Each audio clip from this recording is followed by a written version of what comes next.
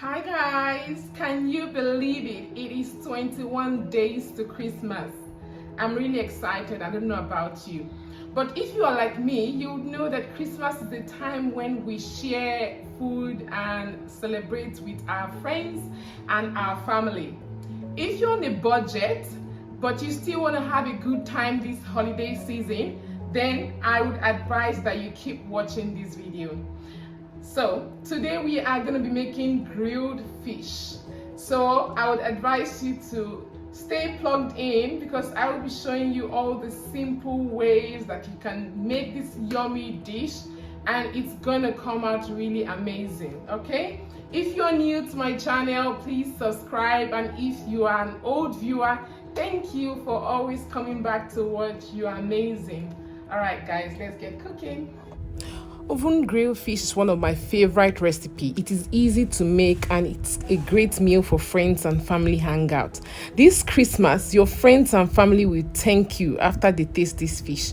So guys, today I use the blue salmon. You can use tilapia, croaker, sea bream or sea bass, whatever fish you have that you can find around you or that is within your budget, because it's a budget friendly recipe, isn't it? I got this fish for just $15 from the African shop and it came highly recommended. So there was no bone in this fish. Like, this fish doesn't have lots of bone. It just has the middle bone, but unlike tilapia. And the lady did not lie, okay? So first off, with this fish, you want to take the scale off. It was very easy to clean. Like, the scales were not as tough as those of tilapia. Okay, so as I was just scrubbing it and using my knife, it was just falling off. Another thing is you want to gut the fish. Like, you want to remove any nyama, that's any nonsense, like the gills, the fangs, the intestine, anything that is in the fish, because if you skip this step, your fish will end up tasting bitter. Okay, once that is all done, you will pat the fish dry. This will make sure that all your ingredients will stick onto your fish. Don't skip this step, guys. After which, then you will now cut that your yummy fish into sections, and this will enable that marinade to go into your fish. All these useful hints, I'm telling you guys, please don't skip it. Okay, so now once that is done, you want to start making up your marinade. I use ginger and I use garlic, thyme. I also use chili powder, garlic salt, black pepper. I also use like the normal salt and oil to combine it all. You can feel free to add anything, but fish is yummy on its own. You don't want to add too much things to it, or so that you don't ruin the natural taste of the fish itself. All right. So once you are done with that, you want to then drizzle some oil. So once you drizzle your oil on that fish, then you want to now get that marinade that you have done and start to put it on the fish. Make sure that you are generous, because this is what is going to make your fish to come out really nice. Okay, make sure you drizzle the marinade inside and outside. All right, once you are done and satisfied, get your cling foil and wrap your fish and put it in the fridge for like 1 hour. So I'm also making some extra marinade just to make the fish look spicy. So I'm using some onion, garlic, chili and bell peppers, and I'm going to be using a chopper because I want that really nice coarse texture for this particular recipe.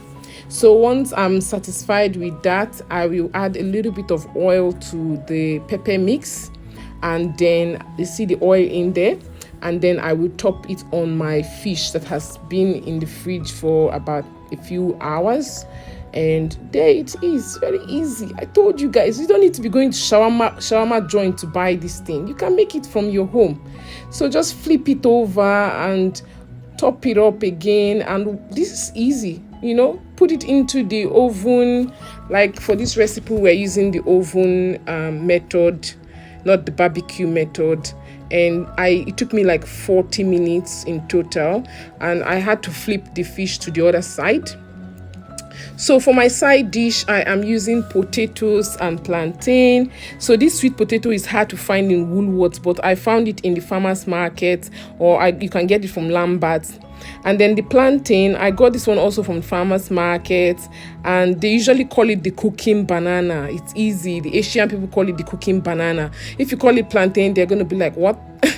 So I then remove the skin, and cut it into the size of my choice. In Nigeria, we normally call this plantain, the street style. We call it bole.